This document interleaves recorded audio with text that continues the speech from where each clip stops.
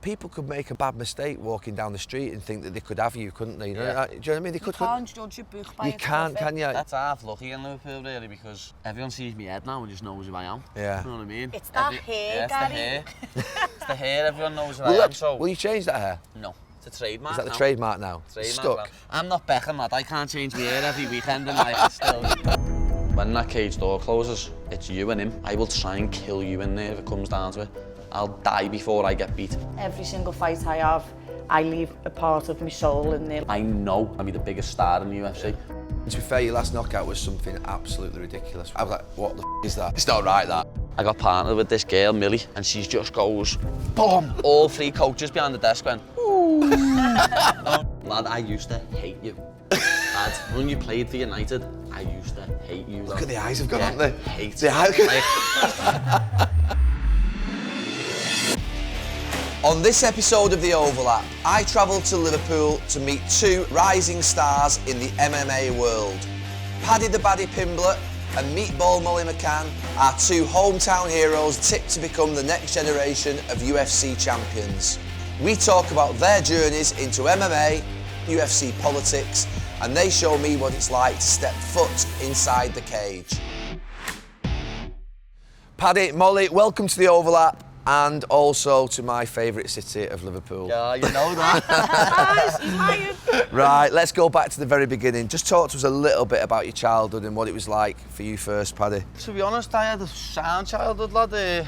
By ours, lad, it's all these in the gym call me the Fresh Prince of Iton. Take the piss out of me, lad, and say I'm privileged, but by ours, it's just a little nice area, lad, so... Heighton's a nice area. No, Heighton isn't, but by Greystone is, by me Mars. But why would they call you the Fresh Prince? Because they looked at my house. I lived on the corner house and we had an extension and that. You know what I mean? An extension, Yeah. that's it. I know. We had an That's it. extension and that, you know what I mean? So it was like Fresh Prince of Iton. And you, Molly? I mean, I had a real tough upbringing. It's been quite well documented that both my parents struggled with addiction. I was here, there and everywhere. Didn't have like a stable upbringing at all. But my mum absolutely changed it round. She's 24 years clean and sober. She's flying. She's like a director of an addiction charity. So Right. she's changed so many lives through her experience. And she was the kind of person who just said, me and you are cut from a different cloth. Like, there's nothing that we've come against that we can't overcome, and it shows in me fighting like in spades. I can just use and draw from all my pain and hate, and I've had to fight since I was this big to now. Everyone remembers like certain points of the childhood when they were young. Is there a point where you remember, I'm not happy, I'm upset? It could be dead sad, but I just remember walking into like being upstairs in a house and there's just parties going on non-stop, and coming downstairs and just seeing bits on the side and bottles on the side, and I just remember thinking, it hurt me soul. I remember thinking, this is so bad, I'm never going to be like this, I'm made for more. Everything I've been through, I will always try and make sure that other people don't have to. So like I was saying to you, where I am a part of Weapons Down, Gloves Up, and where I am trying to get the kids off the street and into sport and then into full-time employment, that's my job. I know how much it scarred me. Yeah. I know how much it's absolutely killed me off. And I don't think I mask it by being a larger-than-life kind of character, but I just think I've grown through what I've gone through.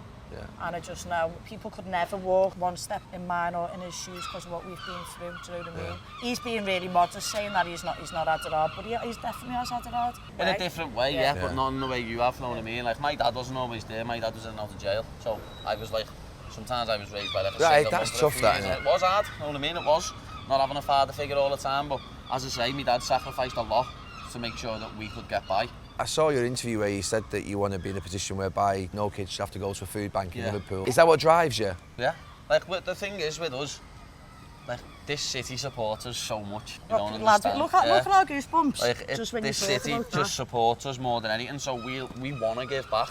I'm in this position where I can help people, so why shouldn't I help people? It's nice to be nice. Just going back to sort of the food banks, when I went to Bootle to interview Jamie Carragher, he had the JC Foundation and he donated to the youth centre across the road. It's a massive problem that's growing in 2022, isn't it? Yeah. And you think about it, and cities like Liverpool feel it as much as most, don't they?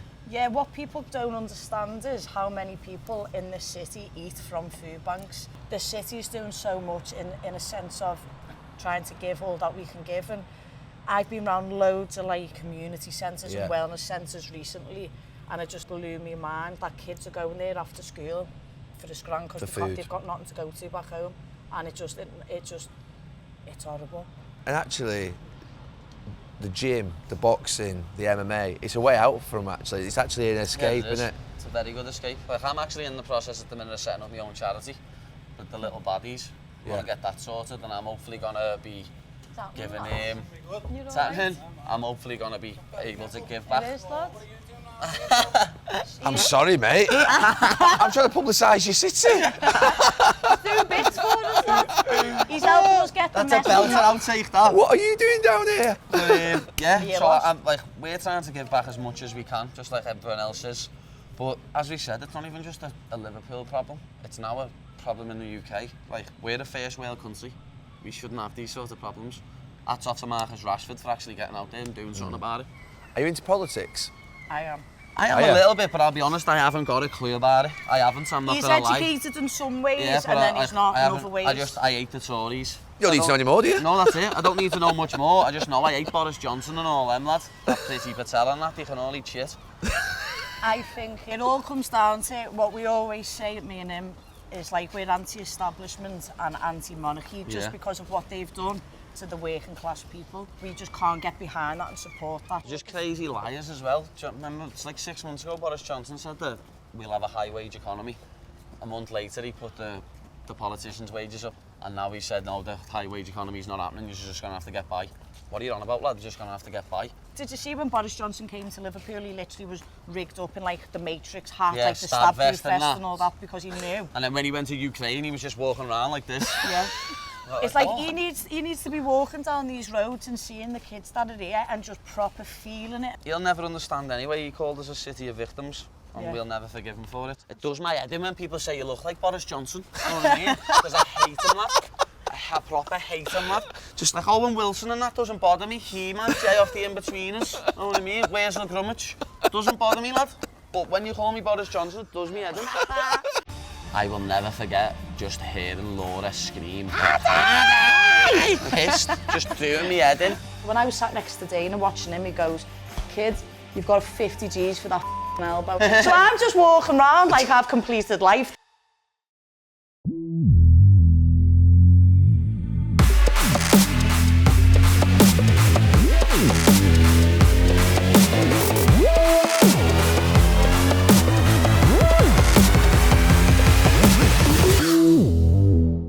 In terms of your families now, did they come to all your fights? Well, mine can't get into America. I don't know if my dad can, to be honest. But my mum's only ever been to one fight and I lost. So she'll never come back. Oh, to me, it must be tough though, to see, you know, your son, your daughter in a ring, you know, with your eye like it might be, or you're getting, you know, put to sleep. Getting punched. Yeah, there's a good one for you. My dad's never watched one of my fights. My dad has never watched. What, he sits in the dressing room or something? He just outside on TV or something. No, he doesn't even go outside, he just stands in the toilet like that. Or just walks up and down the foyer with a pint like that. You know what I mean? Lad, his head is just gone.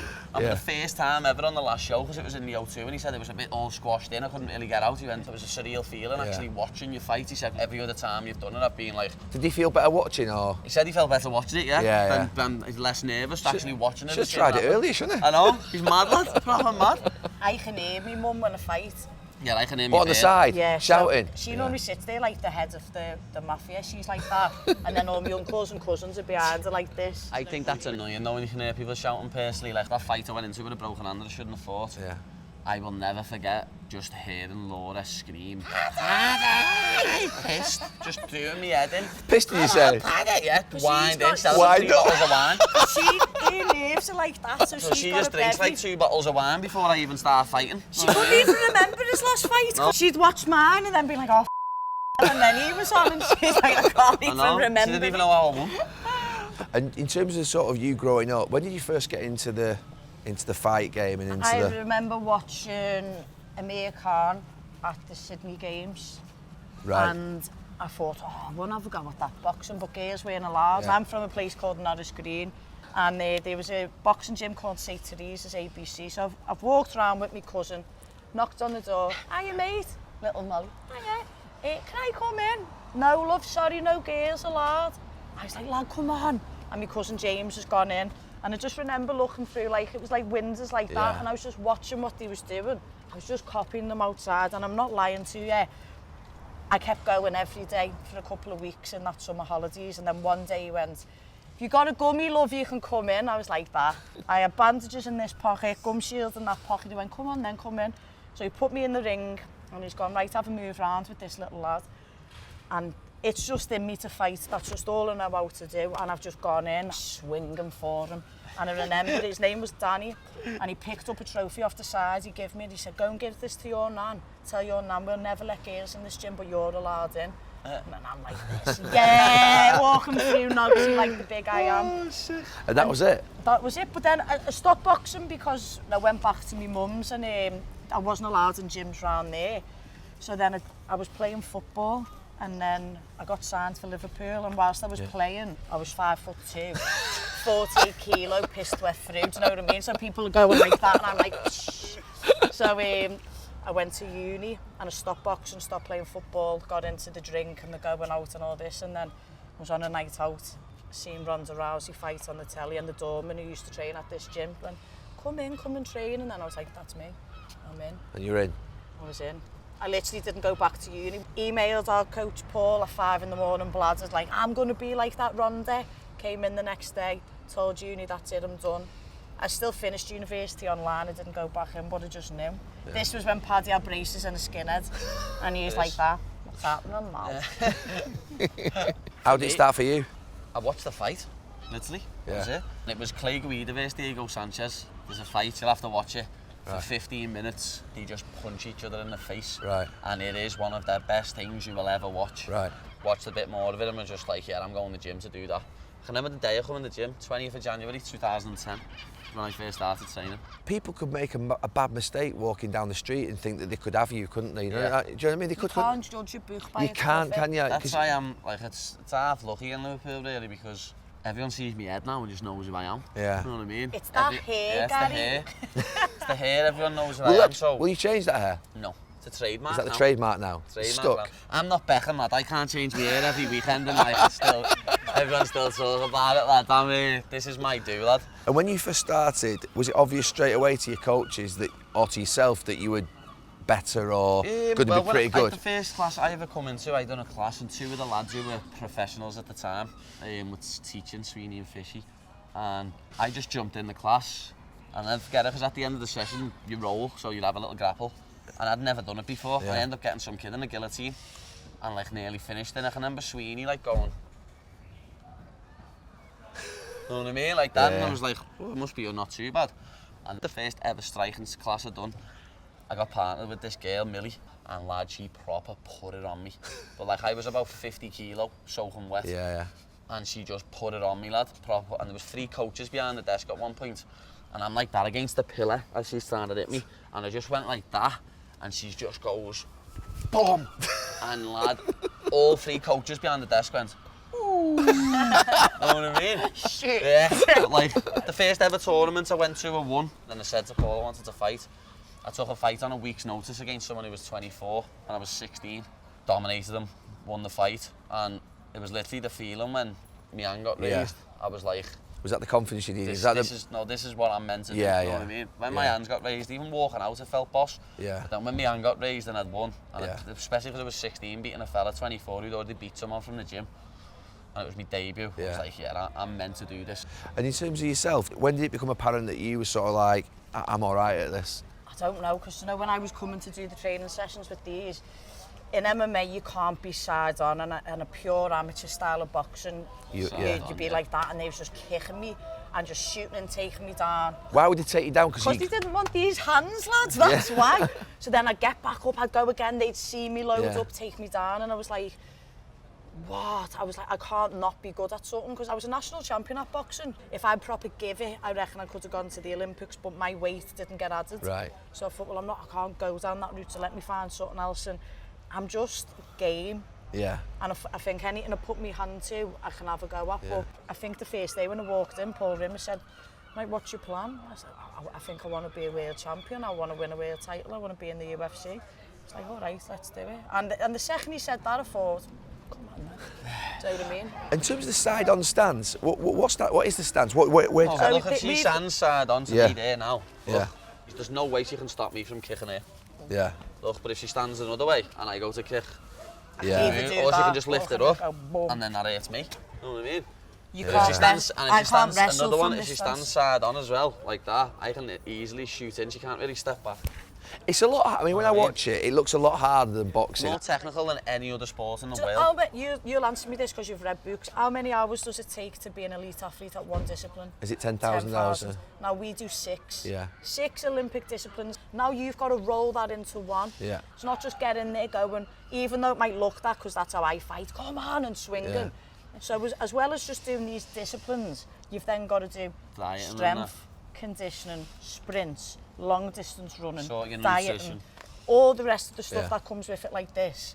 And you can't just be some little steadhead juice bomb who's like, yeah, and do all this. Can't though. You can't, you've got to, like, it's a profession. Yeah. I was literally, when you was talking, Pad, I was literally looking at you thinking, 11 years ago we walked in the gym and we had our first conversation and we're literally trying to change the game.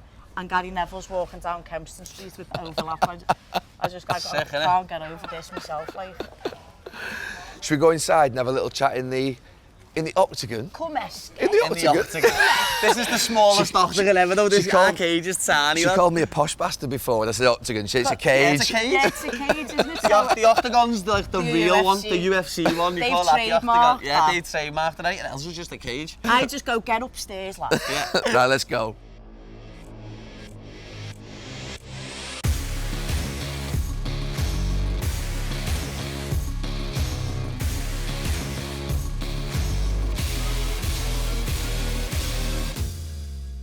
Right, let's get in here and have a little look around and see what's going on. Put your back on the cage, Gary. Me? Know what I have just noticed though? Well, he's got Gary's white got white socks on. socks on. You can tell he's from Manchester, well, not from Liverpool.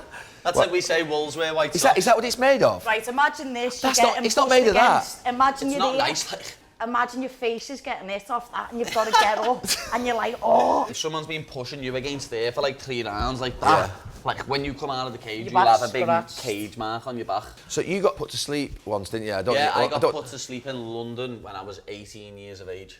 I can show you exactly how it was. It was an anaconda. Hey, I hey. hit him there, we went here, he reversed me here. I ended up jumping for me flying triangle. I ended up on the floor here like this. And as I tried to sweep him over, I wrestled up into a single leg and the anaconda me. Just like that, weren't it? Yeah. And he got you.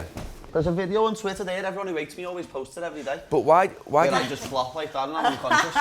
and did you tap? No, went asleep. Same with her, when she got choked. I'll show you what happened to me as well. So my coach is there all shouting, don't stand up! Don't stand up! What do I do? Stand up! Oh, and she's just put it on like that. And then Molly literally just went like... And then my Yeah. legs was going like, Yeah.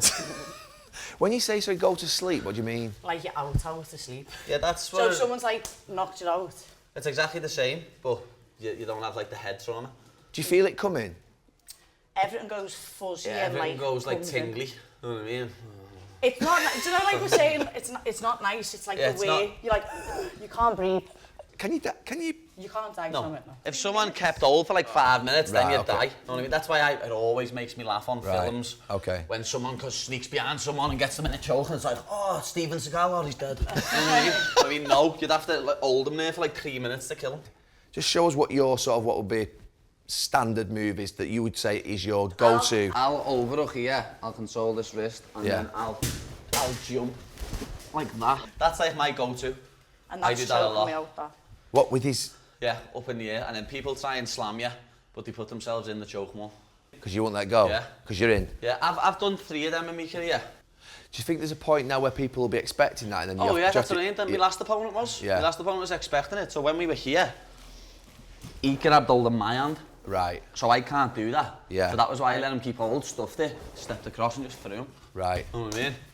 So there's other things that you can, You can do from that them positions. for Yeah. overcompensating. If people think that, oh, he's going to do this here, I've already got a move. What's going to Yeah. do it something different? But every single one of our fights is on catalogue for people to... Yeah. Like, our opponents, they don't have that. Do you know what I mean? Yeah. So, like, you can know I'm going to hit you with this left hook, so they might block, but I'll faint and they'll stop thinking about it and then I'll come back. So it's like him, you've got like different patterns to still get you to where you need to be. I was watching your last fight this morning, actually. And you're a bit like a Tyson, aren't you? Oh yeah, she is. Because of her reach. Her reach is so small. She can't, like, I can stay on the outside. He can keep me off with his lead I can keep her on and the his outside, kick, just doing that. But And she I've can't. got to, like... She's got to get in. Yeah. You know what I mean? And start swinging hooks and uppercuts. And to be fair, your last knockout was something absolutely ridiculous. I couldn't believe it. I was like, what the is that? And myself. What the is that? When we were saying before... It's not right, that. No, it's like every single one of us.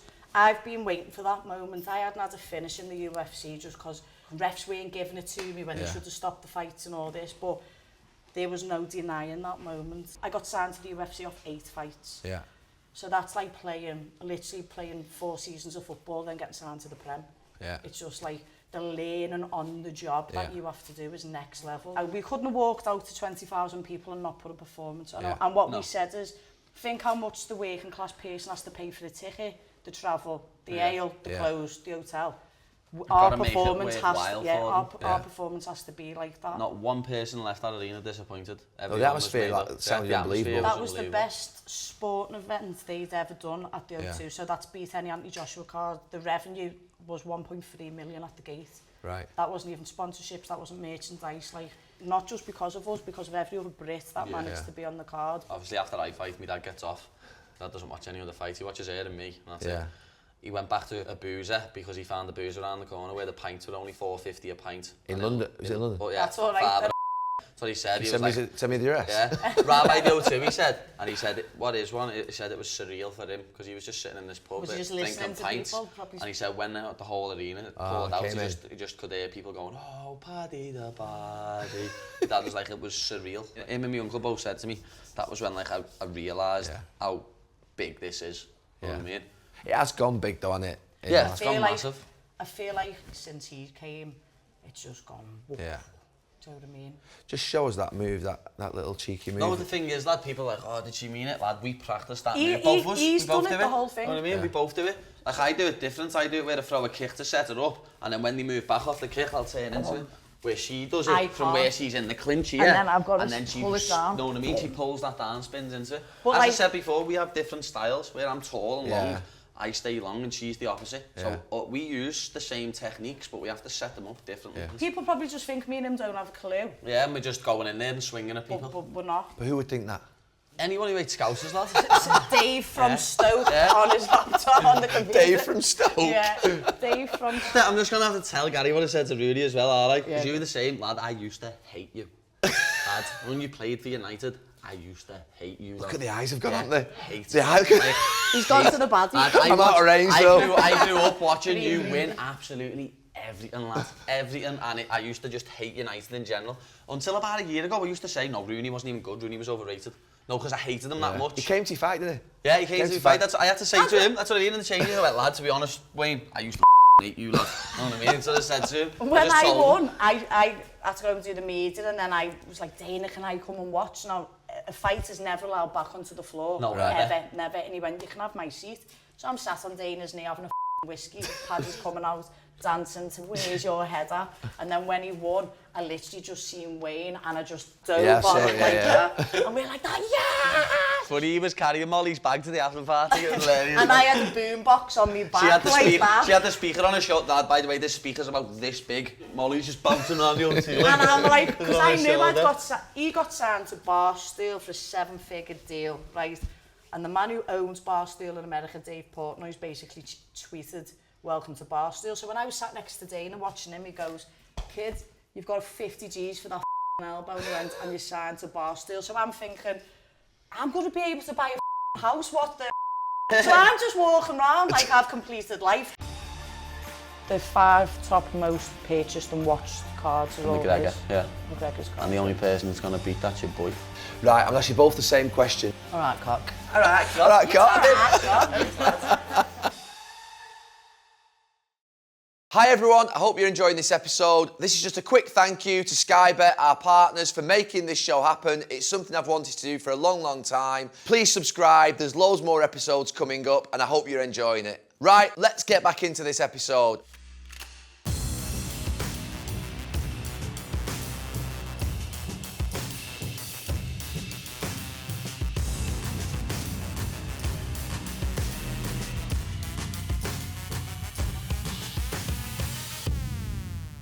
Let's sit down and talk about Dana White.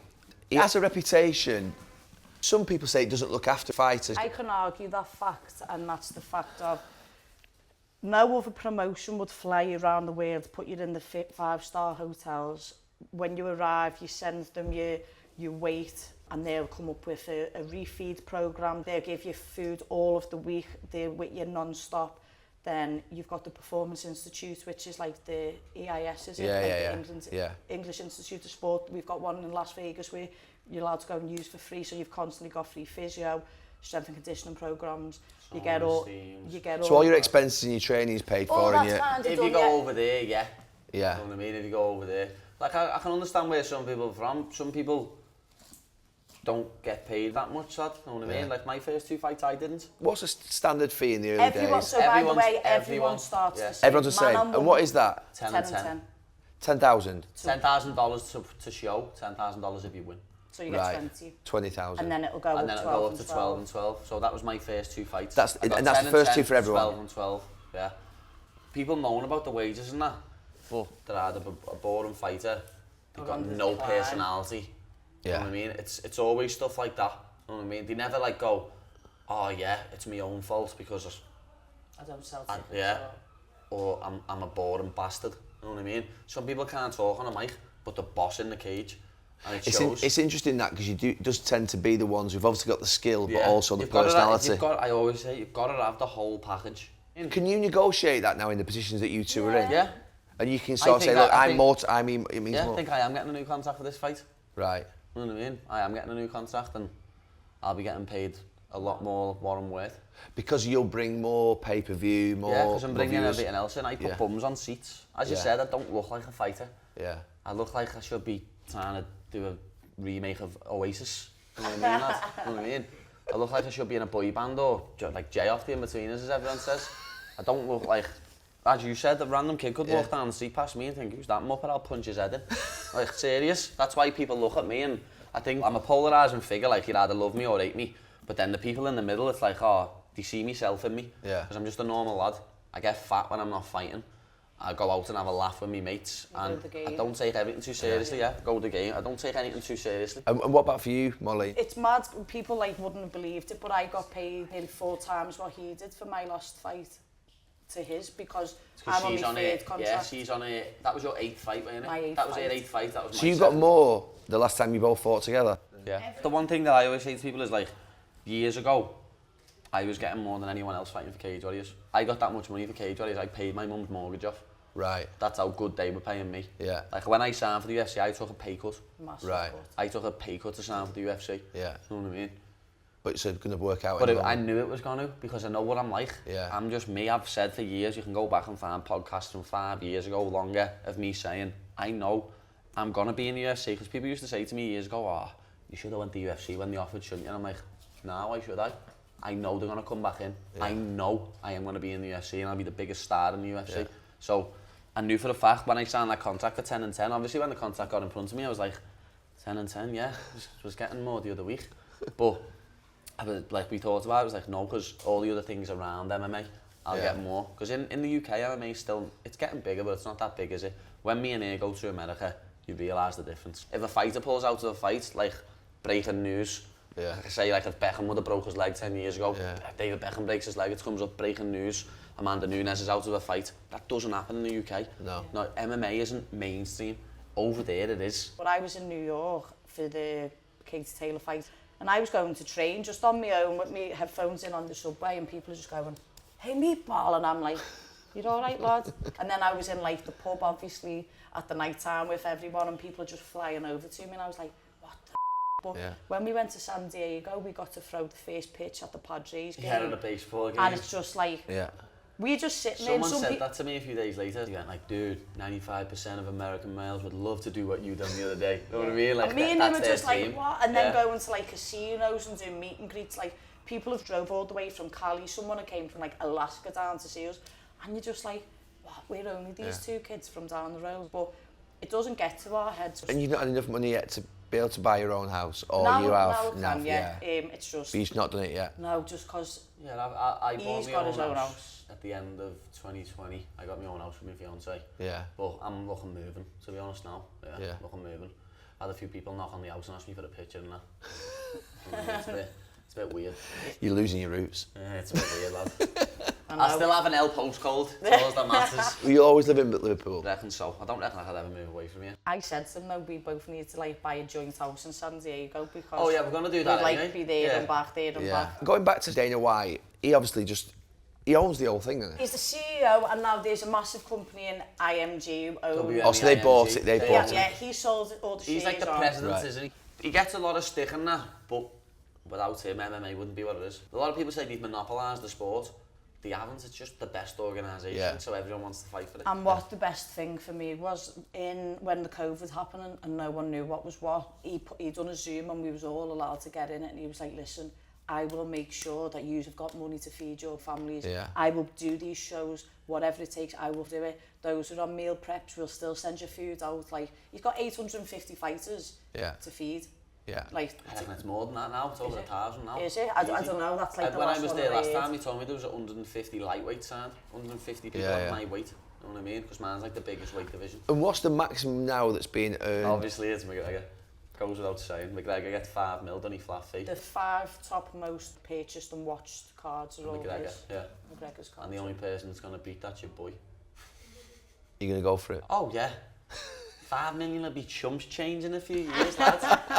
Be wiping my ass with £50 notes, lads. Do you know something? The only people who I've ever seen have £50 notes are Carragher and another Scouse lad that I know you all have £50 notes. No one have money, so when you get money, you probably Yeah, when you get a 50, you're like, lad, I've got a 50, kid. You don't do credit cards around here, do you? Do cash? No one's got credit. It's a cash city, that's right. no what, recently? Bank accounts, Gary. Is McGregor going to fight again? What's happened to him? Yeah, I reckon he's going to come back before the end of the Broke his year. leg, didn't he? I think he gets a lot of disrespect, lad, and it does my head in. Because without him, a lot of MMA fighters wouldn't be getting paid what they are. You'd be on 3 and 3 instead of 10 and 10. Instead of 10 and 10, you'd be Before on he less. globalised the sport. Yeah, but prime example, if it wasn't for Conor McGregor, you probably wouldn't be sitting here with us now doing this. Because he's the one that made the sport global. Conor like took it to a new level. Yeah. And that's why I think no one like gives him the respect he deserves. And what happens if you're negotiating for a fight and you don't think they're giving you enough money? You just have a choice, you have to just take it? That's just business, isn't it, Gary? Like, That's what I said to people as well. People like, after my last fight, they were like, oh, you shouldn't be fighting for 12 and 12. And I'm just like, I know, but I signed the contract. Yeah, but will he rip it up? that's can't be ripped. No, the thing is, I can't. I was thinking, I'm getting a new contract for this fight. You know what I mean? Right, So okay. Is that a I'll one have fight deal. contract? No, I'll have a new 4-fight deal. They're not stupid, lad. They don't give you 1-fight deals. It's like giving a player a 1-year contract. Doesn't happen, that. They're locking you in. Yeah, they lock you in, especially people like us. Right, so you generally feel it's fair as you see it here now? Look, I'm on the good side of the stick at the minute. Yeah. Like, I've had 8 fights and earned what I'm earning. Yeah. Like, I've gone through, you've seen me facing fights. Every single fight I have, I leave a part of my soul in there. Like, I've lost a year of my life, do you know what I mean, taking them shots. And after the last 2 fights, Dana White's relationship that we have with him, you can't just ring him up, but when we go to shows, he asks us to come and sit down and speak to him. And there's a video out there where I'm like just bladdered and I'm like rubbing his head and all that. Like, no one's ever rubbed his head. People are like, I love him, he pays the bills. Do you know what I mean? Like, but because people see him as like a godlike thing, he did a bit like intimidated to speak to him. Yeah. But because we're just like, he's just one of us, but he's not. Like, we give him the utmost respect, but I think he appreciates that we don't like... Put him on a pedestal and we're just normal with him. Yeah, and he loves us. I remember we was at the bar with Dana and I went, he's got this whiskey called Harlowhead, and I went to the bar and I was sloshed at this point. I go, lad, give one of them bottles, and he's like... This is hilarious. And then I go, Dana, tell him, lad, and he goes, she can have what the she wants. That was hilarious. What's your path now? You got a fight? Yeah, fight on July 25th. I'm a bit gutted, to be honest, like, because I even said in March when I was doing my last fight, I was like, I'm not fighting until like September. I've got a ticket for Glasgow this year, and lad, I've had to swerve Glasgow. The only ever time I've actually had a ticket this, Gary. I've never had a ticket for Glasgow. And you got... Yeah, he's always got spun in. I've got spun in somehow. I've got in 5 times. I've never bunked in and paid a security guard something to get in 5 different times. And the 1 year I've got a ticket, I can't go.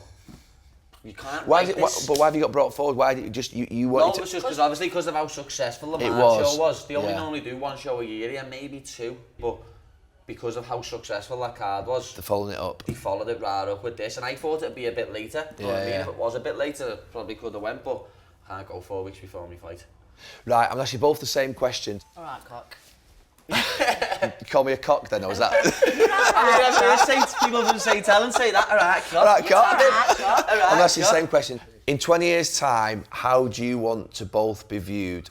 I'd want people to think that every time I stepped into that octagon or the cage, that I left every ounce of my being in there to get the win for our city.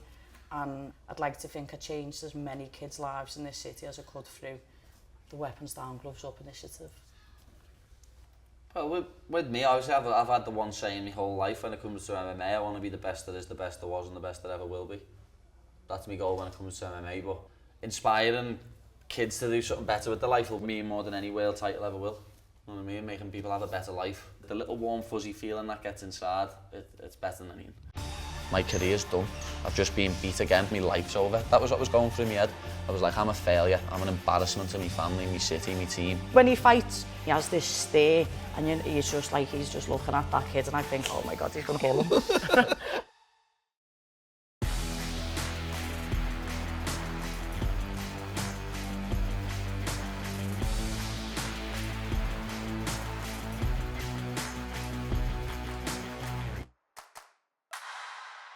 Right, so we always have this section called Failure is a Bruise, Not a Tattoo, and it came out of me being at Valencia where I didn't do a particularly great job. And it's about your low moment, the point in your life where you felt, where basically there's no comeback from it. And I'll start with you first, Paddy. When I went to that fight with a broken hand, I got surgery 12 weeks before here, and I got my wires took out my hand 6 weeks before. I told the doctors, I'm fighting in 6 weeks.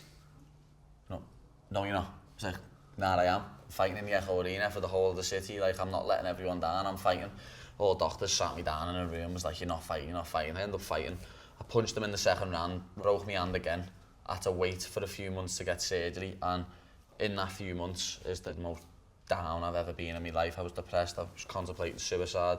Didn't think my life would ever get any better, you know what I mean? Like, one day I went to a Wrangler and was like, I'll come up to yours now, because before I moved out with my fiancée, I lived on the corner and she was like 7 doors down. I've known her my whole life. Yeah. I walked up the road and for some reason this big cloud of darkness just hit me as I got to a door, and I sat on a step and just cried my eyes out. Just like, what? Yeah. My career's done. I've just been beat again. My hand's finished. And never mind my career's over, my life's over. That was what was going through my head. I was like, I'm a failure. I'm an embarrassment to my family, my city, my team. That was what was going through my head. And when you were down and you said you were suicidal and you were depressed, did you go and see anyone? Did you speak to anyone? How did you come out of it? For months, no. I felt like I couldn't say nothing to no one. I felt like if I say something to someone, I'm weak. I'm meant to be a fighter. I'm meant to be a strong fighter. I'm not meant to be worried about stuff like, oh... Have you changed that now, though? Completely. Like, it's funny because the saying, get it off your chest, is one of the best sayings ever. Because as soon as I mentioned it to someone, it felt better. Have you learnt from that? Are you are you a completely different person after that? I'm a completely different person now. Like, that made me the man I am today. That's why when I look back now, as Molly said, you can't really have any regrets because it makes you the person you are. Like, as I was starting to get out of the depression and like sorting my head out, I would say to myself, what are you even depressed for, Pad? Like, you're going to the gym every day doing something you love. All my mates are roofers and joiners and bricklayers, and they don't get up every day and go and do what they love. They get up and go and do it because they have to do it to pay bills. I come in here, I love getting punched in the face and punching people in the face, lad. I love wrapping people up in chokes. I love getting out there in front of 20,000 people and performing. It's what I was put on this earth to do. So I just had to put all that in my head, realise the opportunities you've got. The position I'm in is like 1 in a billion. People would kill to be in this position, so don't throw it all away. And Molly, for you? I was given the opportunity to fight for the UFC, competed in that, got choked unconscious in the second round. And I'll never forget, for like the first 3 weeks post-fight, every time I was falling asleep, I was like dreaming that it was the fight, and then I'd have to wake up and then I was reliving that moment. So I had post-traumatic stress from that, and I sat myself down maybe a month after with the team, and I was thinking, how can I move forward? How can I better this? Because I'm not getting rid of this feeling that's inside me. And it's very similar to Patrick's. I couldn't walk down the street and look at people in the eye because I thought I had let them down.